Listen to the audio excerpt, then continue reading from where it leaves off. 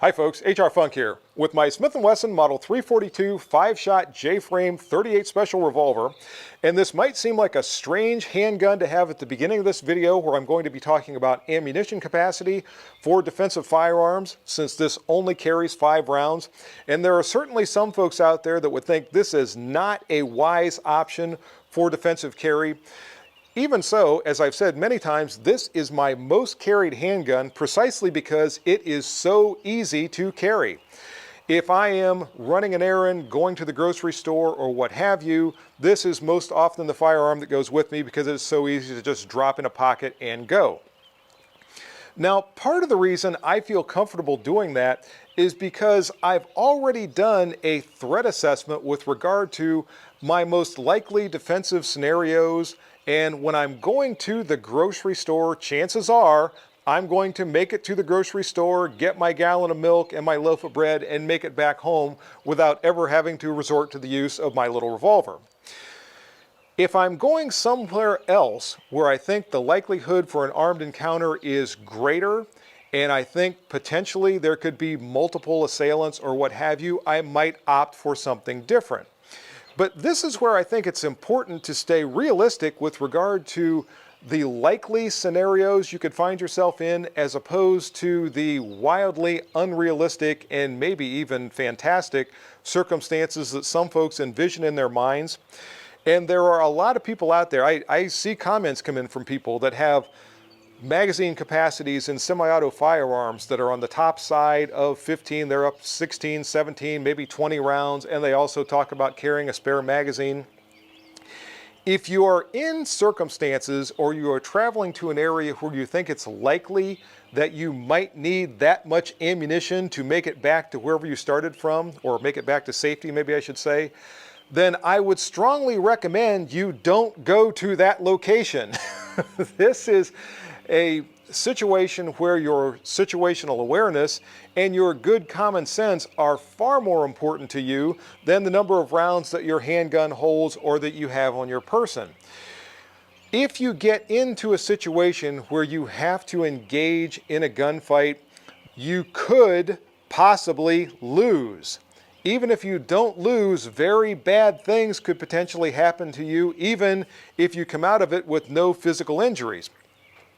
So this is why, if at all possible, we should try to avoid those bad circumstances. Now, there are times that those circumstances can come looking for us, and I think we need to have the means to defend ourselves.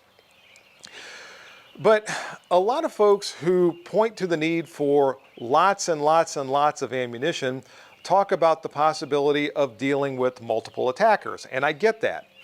But I also want to point out that many times, whether it's an individual attacker or multiple attackers, just the mere sight of a handgun in the possession of a person who is a potential victim is enough to dissuade many of those folks from whatever evil plans they might have. For those that are not dissuaded by that, if they put our defensive handgunner in imminent danger of being seriously injured or killed, and that individual actually uses the handgun to defend themselves, then the sound and potentially the feeling inflicted by that handgun will also dissuade an even higher percentage of those attackers. Now, again, there are no guarantees. So there could be a situation where I'm relying on my little 5-shot J-frame revolver and it's just not enough. If anyone told you that there is some firearm you can purchase or ammunition that you can buy or some number of rounds you can carry or what have you, that will absolutely positively guarantee that you will always prevail in a handgun fight, or in a gunfight, I mean, then that person lied to you. I'm sorry to be the one to tell you, but they lied to you, because there's always a chance that you might not prevail. All we can do is try to train and prepare ourselves to the best we can and try to deal with that situation as best we can if we find ourselves in it. But I decided to come out here today on this very rainy day. Of course, it started to rain as soon as I got to the range. And I wanted to put together a little drill and just see if I could glean anything in a very simple multiple attacker scenario with my 5-shot J-frame revolver. And I also brought along a commander size 1911. In this case, it is my Tizosh tank commander. And I brought along a 7-round magazine with that. And when I load it, I'm going to load 7 rounds in the magazine and 1 round in the chamber. So I'll have 8 rounds. So again, a relatively low capacity handgun that some folks would think is just not a wise choice because it simply doesn't hold enough cartridges. But I'm going to fire through my drill with that. I also brought my Masada 9S, which has a 13-round magazine. So with 1 in the chamber, that gives me a 14-round capacity.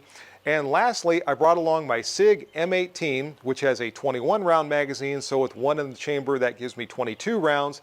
And I'm going to shoot through this drill with each one of those handguns. I'll talk a little bit when I get done about anything that I think I can divine from what I see in this drill. And then at the end, I'll wrap things up with some final thoughts. So here we go.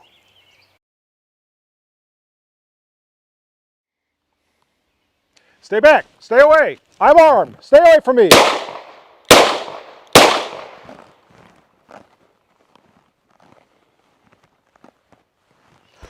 So with my 342 revolver going from right to left, I had a lung shot, I had a shot in the middle that clipped the lung, and also if it penetrated deep enough would probably have also clipped the spine. And all the way on the left hand side, I had another spine shot, a dead center spine shot. Now, is that absolutely going to drop each one of those attackers and they're not going to be able to continue on with their assault?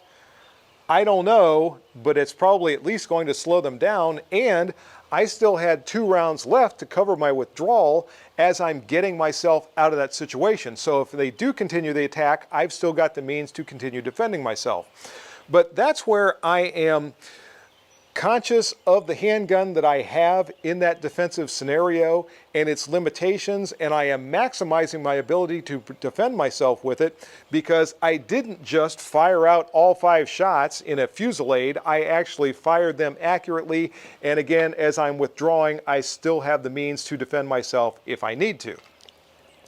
Now, let's switch gears and move over to the 1911, the Tank Commander this time around. Again, it's got a 7-round magazine, fully loaded, and 1 round in the chamber. What does the drill look like with it? Stay away from me. Stay away. I'm armed. Stay back.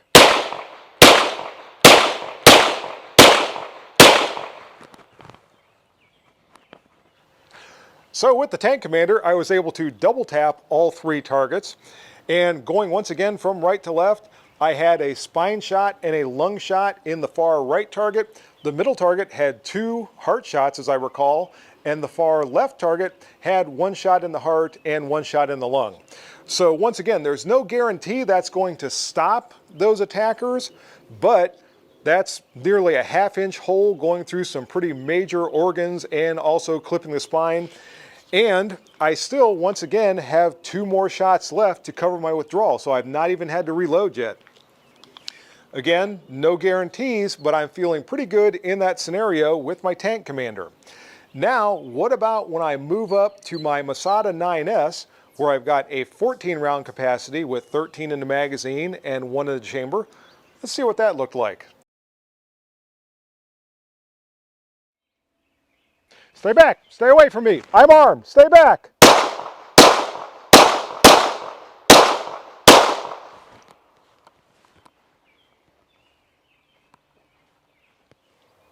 With the 9S, I shot the drill the exact same way that I shot it with the Tank Commander. And this time around, I had a heart and lung shot on the far right target. I had 2 shots in the right lung in the middle target, and I had a heart and lung shot on the far left target. So again, these shots are all going through very vital organs. Is it absolutely going to drop anyone in their tracks? We don't know. But this time, as I am making my withdrawal, I've got 8 shots left that I'm able to continue to fight if I need to. But who knows whether I'll need to or not. Again, we just don't know. And looking at these various scenarios, adding more shots may or may not ultimately make a difference. But let's try one more drill. This time it's going to be with my SIG M18.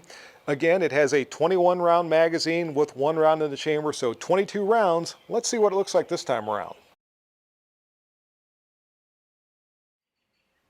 Stay back. Stay away from me. I'm armed. Stay back.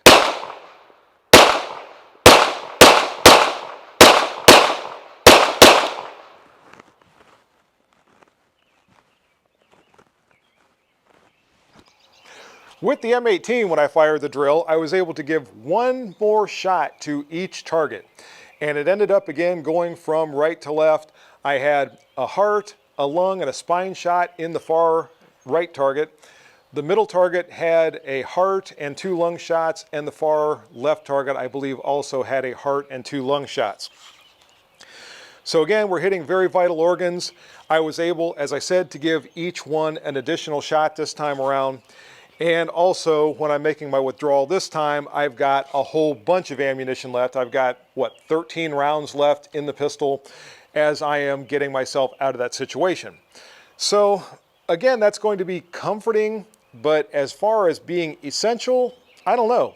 Did I really defend myself any better with the M18 than I did with my 342 back at the very beginning? Again, we don't know, but to try to predict categorically that this handgun is going to be far superior to something that has fewer cartridges in the magazine or in the cylinder, if you will, is basically trying to predict the future. And I don't think it's any more accurate than anyone else who tries to predict the future. So the point of this video is not to try to convince anyone to carry fewer rounds or something that has a lesser magazine capacity or anything else. If you got that idea from watching the video, that's not the case. Now, it doesn't matter. People are still going to be yelling at me and trying to say that that's what I was telling them, but I'm saying it's not. Rather, what I'm doing is telling you to do your own threat assessment, to think about what the most probable or maybe the most likely situations are that you might find yourself in if you have to defend yourself, and then arm yourself as best you believe you can to deal with that type of a situation, rather than allow someone else to tell you that this or that is what you absolutely have to have in order to be able to effectively defend yourself. In any case, that's the video for today. I hope you enjoyed it. If you have any questions or comments, as always, make sure you forward those to me. Remember, if you purchase anything from Optics Planet, be sure to use my discount code, which is... And if you use that discount code, it's good for 7% off your purchase from Optics Planet. And remember House of Pain, you can go to House of Pain Armament or House of Pain Munitions and use my discount code there, which is HRFunk, and that'll save you some money off your purchase from House of Pain. And lastly, don't forget the Target sponsor. Go to Target's online, check out their inventory, and see if they have anything that's going to meet your Target needs. See you next time, folks. And until then, hopefully only on paper targets, good shooting. Bye-bye.